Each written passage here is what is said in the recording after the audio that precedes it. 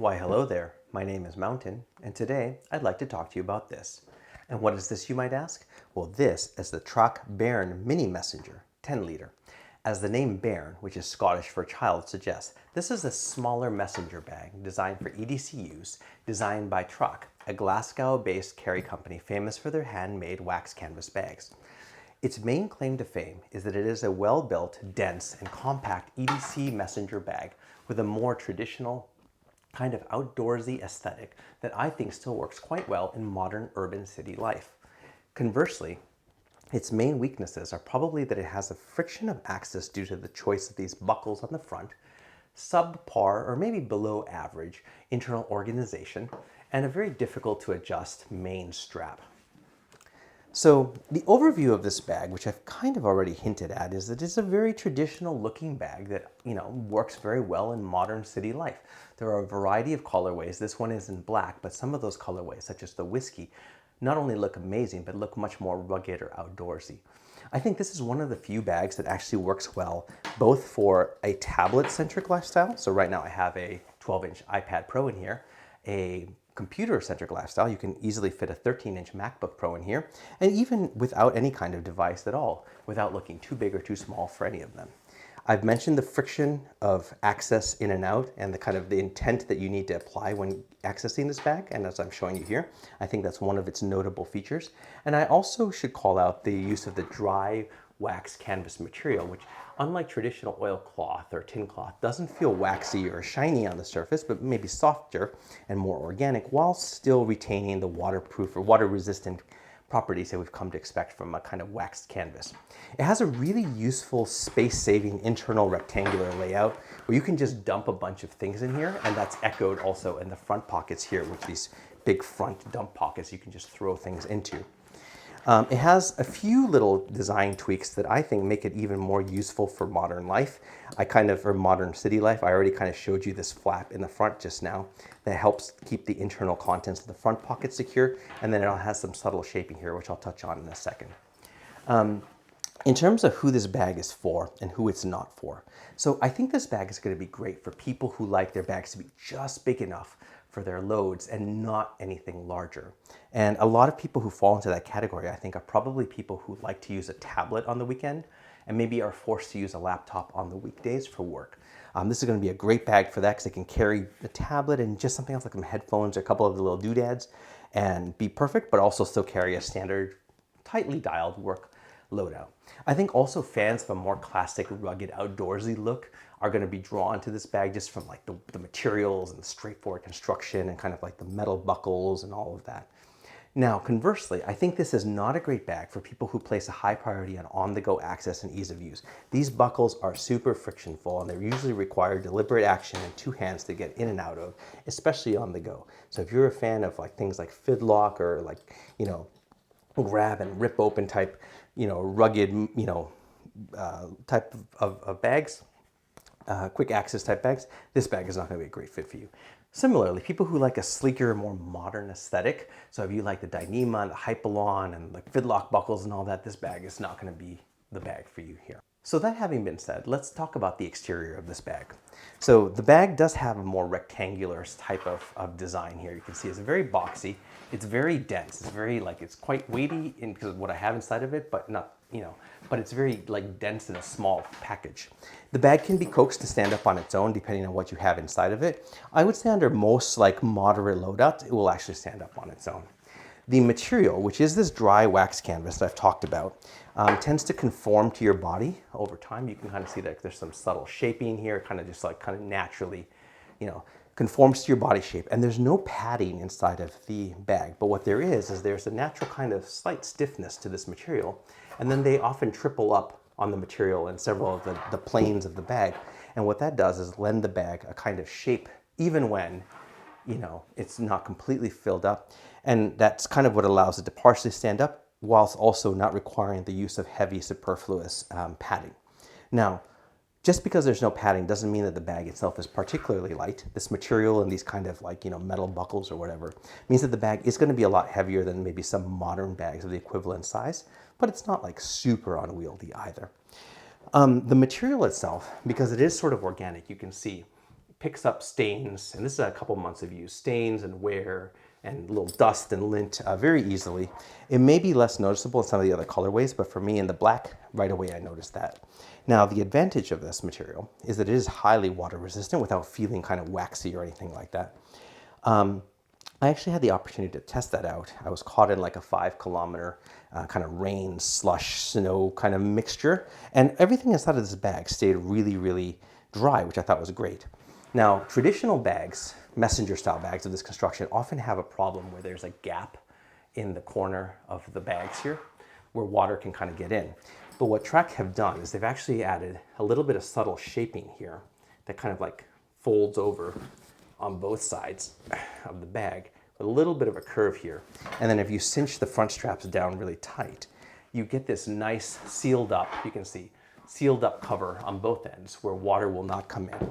And then additionally, the front pockets have an additional flap, which I'll talk about in a second, that really keeps the water out here. They do sell a spray or kind of wax you can use to refresh that water resistance once it starts to run out, but I haven't had a chance to or need to use that just yet, just because I haven't had the bag for more than a few months here. And finally, like I said, like this is the bag that I think looks really great regardless if you have a computer, a laptop, or no device inside of it, which is very, very rare for a bag. So next, let's talk about the straps on the bag. Now, the main thing that we're going to notice when you look at this bag are these two big front straps here. It's a very traditional design, and while I'm glad they didn't use maybe some other designs around these buckles here, which I'll talk about in a second, these buckles themselves are very frictionful, and I think one of the sources of frustration on this bag. So the way that these buckles work is we have the bag here, and then there's just a metal toggle that pushes through this other part here. And it is, when you do it, it just kind of releases like that. And you can see here is this very, very straightforward metal piece that, you know, it's on a strap. There's no like additional adjuster or whatever, and just a simple D-ring terminates this strap here. And when you want to push the strap through there to close the bag, you kind of just work its way through this little hole here and then kind of feed it out and wrestle it out like that. And then it kind of naturally, because of the weight of the fabric and the D-ring, kind of hangs down low. And the reason why this is particularly an issue is like if you've got the bag kind of slung over your shoulder, you're trying to, for example, close it. It usually requires both hands to close it. If you try to use one hand, it's actually very, yeah, I would generally use two hands for this. I don't think it's really a one-handed operation to open it or close it, to close it under load.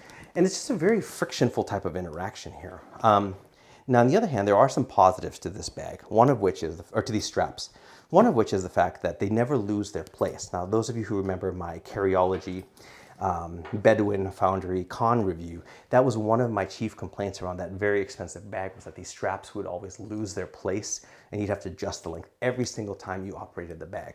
Because of the materials and the friction of this buckle here, I never had any problem with the actual strap length changing without me actually intentionally wanting to do it. And additionally, when you drop the straps, right, when you open the bag, they don't like clank heavily on the ground, which is another problem with the Carryology bag. Rather, it's sort of the stiffness of this material and this D-ring kind of just gently kind of, you know, puts it on the ground, which I like that. I thought that was a very positive part about these straps here. There are definitely worse solutions they could have chosen, I think, for the buckle closure system. And I think that, you know, the reason why they chose these is, again, to keep with those aesthetic, the traditional aesthetic. You know, so a worse solution that would have sacrificed more function for form would have been like, you know, a traditional kind of leather strap where you push the pin through like the holes, like a belt or something like that. That would have been terrible. It would have made this bag almost unusable.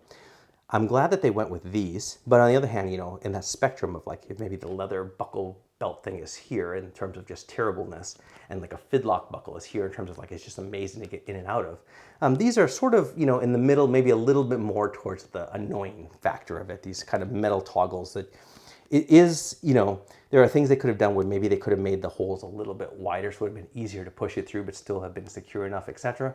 But overall, like, I think these buckles are a good balance between form and function in terms of keeping with the aesthetic of this bag, but still making it usable enough for urban use.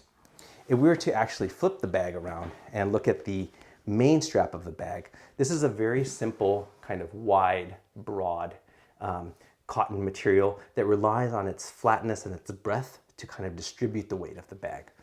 The strap, excuse me, is fixed with permanently and non-removable, non-adjustable, with two metal kind of clips or rings on either side of the bag. And there's no like magnetic release or buckle in the middle. This is a bag that you need, or a strap you need to put over your head or over your shoulders each time you want to wear it. There's no way to buckle it, unbuckle it. The strap length adjustment is handled by this single kind of metal buckle here, which generally, you're not really going to be able to pull the strap to adjust it like this. You need to, with one hand, you're going to need to use, one hand and feed it through like this. It's a very frictionful interaction. And I happen to be a person who likes to adjust between wearing something messenger style over my back, and then sometimes shortening up the bag to wear it over my shoulder like this. And in reality, I found that this bag was just such a frictionful interaction that I generally just left it at one length or the other and didn't really, change it on the fly, which was not fatal, but it was annoying for me. On the other hand, most people probably don't adjust the length of their bag straps that much, so that might not be that big of an issue for you, the viewer. I do think that similarly to these, a good part about this strap is that it never loses its place because of the friction of the material and just the thickness and robustness of everything. You never have to worry about this strap length changing, although the cotton material of the strap can actually slightly, lengthen as it wears in over time because it's an organic material. The final strap on the bag is going to be this rear carry handle. It's very low profile overall. It's made out of the same kind of canvas material as the main straps on the bag. It's just sort of doubled over and sewn in a little bit to give it a little bit of shaping, you can see, and give it a little bit of a profile so you can slip your hand in here. But when you wear it, it just goes straight flat, so very low profile in that respect. The other thing that's kind of notable about that rear carry handle, is that you can't see it from the front or from the top of the bag. It's just kind of hidden here in the back. And I like that in that it gives it a clean aesthetic to the bag. But what is annoying then is when you pick up the bag, it cants like this at this weird angle because of where the strap is and where the weight distribution in the bag lies. I honestly don't like that because when you're walking and it's sort of hitting you, I just wish that I could carry the bag straight from the top. And so usually what I end up doing is I'll carry the bag from where the strap is here and I'll just kind of carry it like this, right? Again, it's not fatal. It's just sort of an annoying, I just find this annoying. Maybe people might not mind it. Again, the bag is sort of small enough that maybe that's not that big of a deal. Opening up the bag, let's get into the pockets of this bag. And I say opening it up to get into the pockets of the bag because there are no first order externally accessible pockets on this bag anywhere. There's only these front pockets in here, which you need to basically open the flaps to get into. So speaking of these pockets, first of all, you'll notice there's an additional flap over the front of them, and I really like this touch. And the reason why I've seen this in a few other kind of messenger bags of this style, but this is just very, very well done. So the problem that they are trying to solve here, I think, is that these are two big, simple bellow type, one-sided bellow drop-in pockets, which are very great for access. They also keep with the aesthetic of the bag. But the problem is it's very easy for stuff to fall out of it, especially when you consider that this front cover, when you buckle it shut, there's some play here. So it would be possible for things in this dump pocket like pencils or pens or keys or whatever to work their way out, especially if the bag gets kind of tilted on its side or whatever and fall out. So to avoid that, as well as water getting in. So to avoid that, what they've done is they've taken this additional fabric flap and just sewn it over the top, which I think works great. It does add a little bit of excess weight, but it just really makes everything super secure. First of all, water's not going to get into the bag, and I never have worried about anything kind of working its way out of here, but it's super easy to just kind of get in and out of once you've got those flaps or those buckles open, of course. So flipping this open, I've got my phone in this pocket, and then I've got some masks here as well.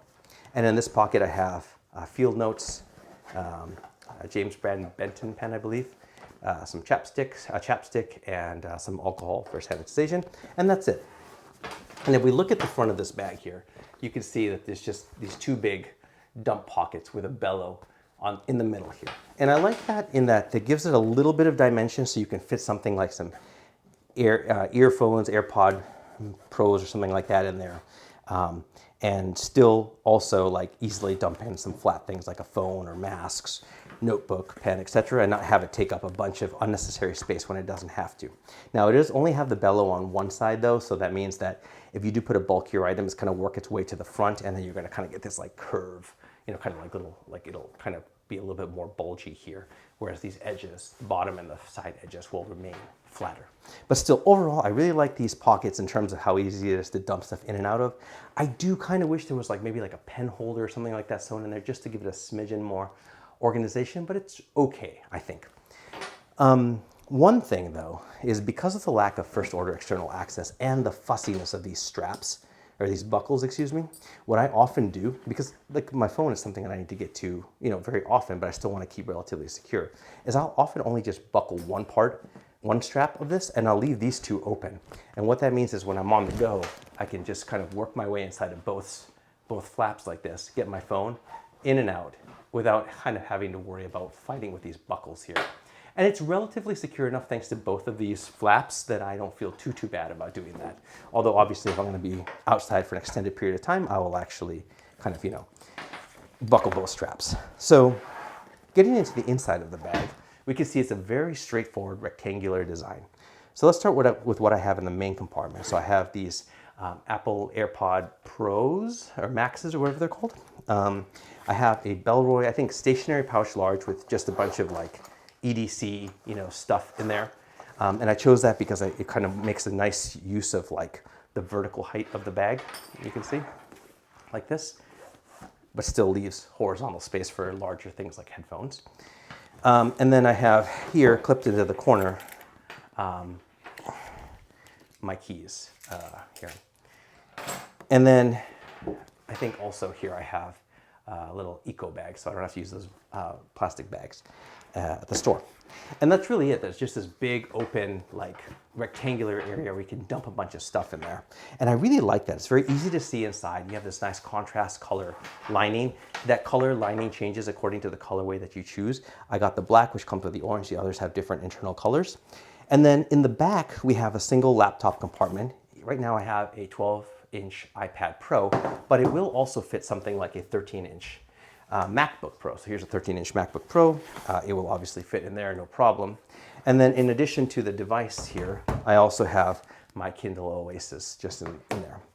And then you can see here, it's a very straightforward laptop compartment, kind of, you know, thin, some padding here, some padding on the wall, internal wall, but it kind of keeps it, you know, towards the back with just enough space to put your laptop in there, but still being flexible enough that you don't have to like kind of fighting to jam it in there.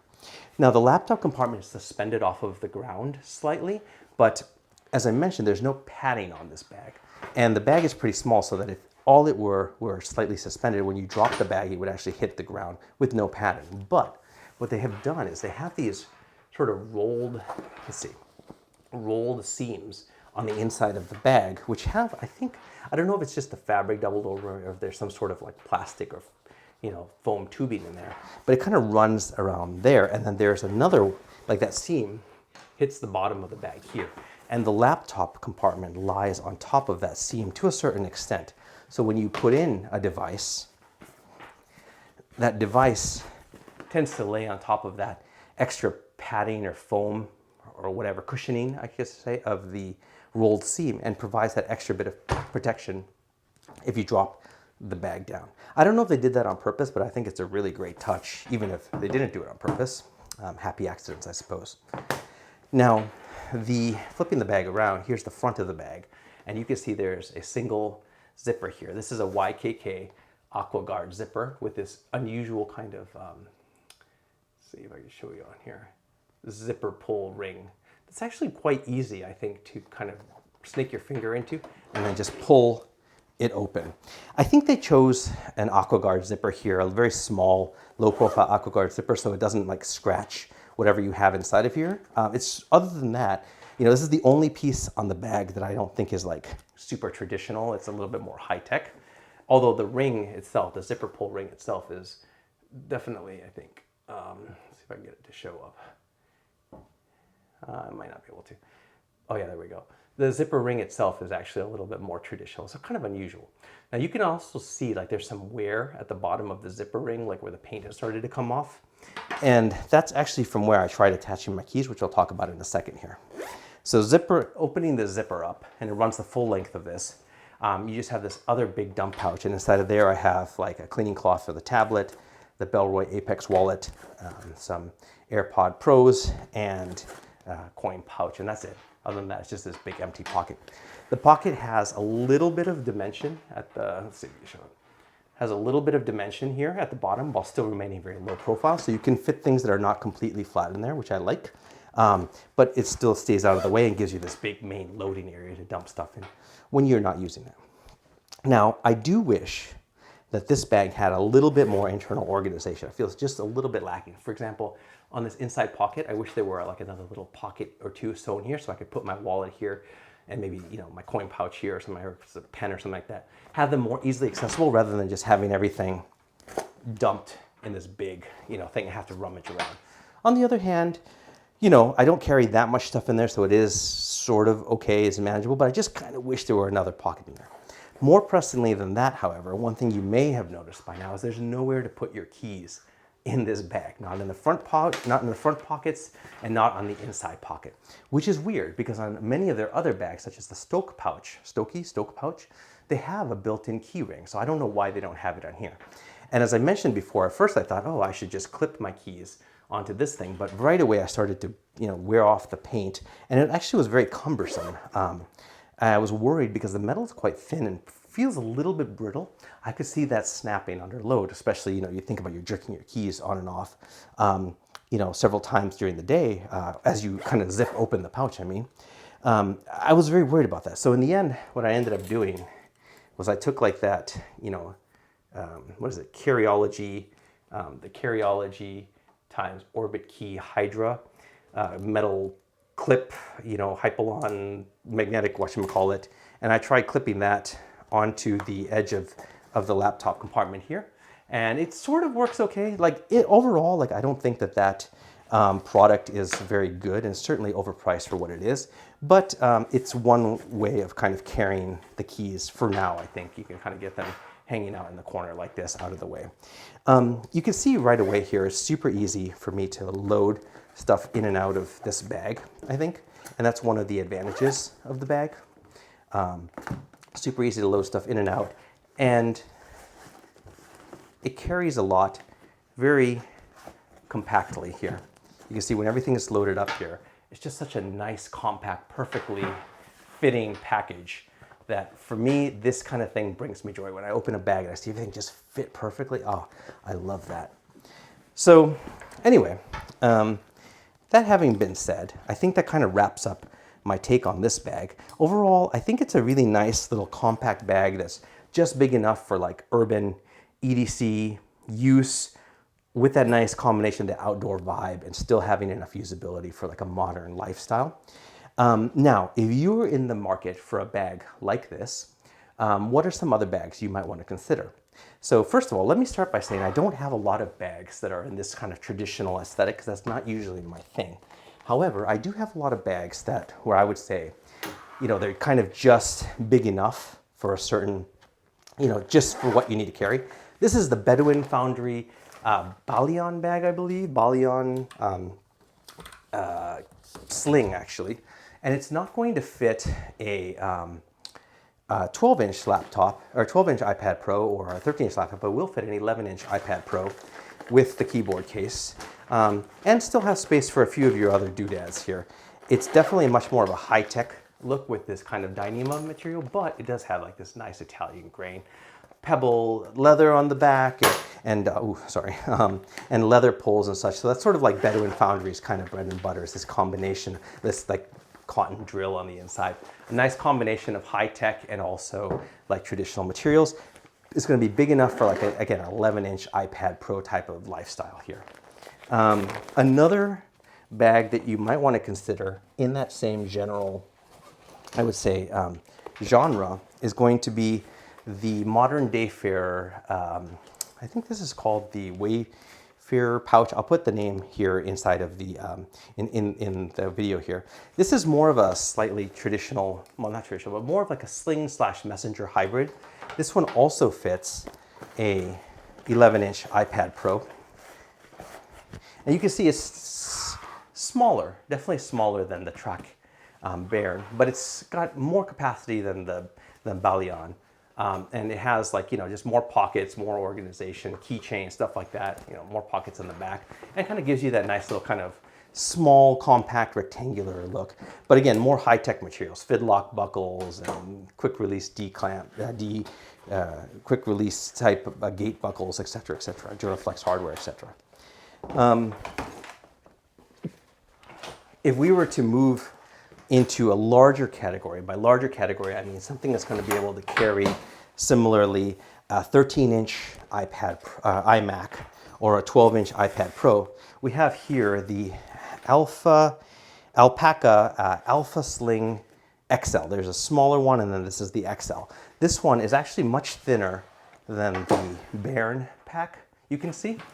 Much thinner, slightly smaller, but it will still carry like a 13-inch MacBook Pro or a 12-inch iPad Pro and have some space for a few other little doodads here. This one actually has two keychains. There's a keychain inside of here, and then weirdly, there's a keychain on the back here, which I thought was sort of interesting since the Bairn has 0 keychains.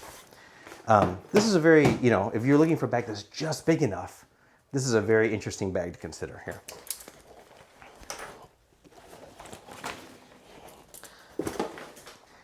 If we were to look at maybe slightly larger bags here, now we're looking at the Arc'teryx Granville messenger bag. This bag is super lightweight. It is, I believe, the same size as the Trakke Bairn in that they're both 10-liter bags. This one's much lighter, and it's made out of, you know, Arc'teryx's AC squared, you know, high-tech waterproof material, waterproof zippers. I mean, it's what you've come to expect, tape seams. It's what you've come to expect from Arc'teryx, this blend of sort of techwear, high-tech materials, and somewhat functionality. I would say that this bag, you know, obviously, and you know, and these buckles are a lot easier to use than this one, right? This messenger, I would say, is another example of like a bag that's just big enough and works well in both, you know, with a tablet or with a MacBook or something, with a laptop or something like that. But maybe it's a much more modern take on the genre versus the Trakke bag itself. And again, you still have more room here for like other stuff besides just your laptop.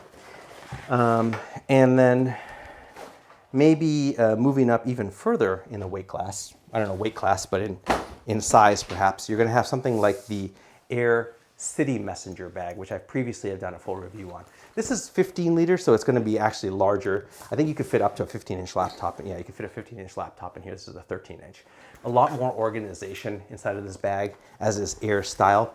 But in my full review, which I'll link below here, I also commented that this bag is very dense, very compact and dense, just in a larger weight class or a larger size class than the Trakke, but still very, very like dense, kind of the way that they carry the loadouts between these two bags in terms of just pushing them all into like a center rectangular area and carrying them very densely is very, very similar.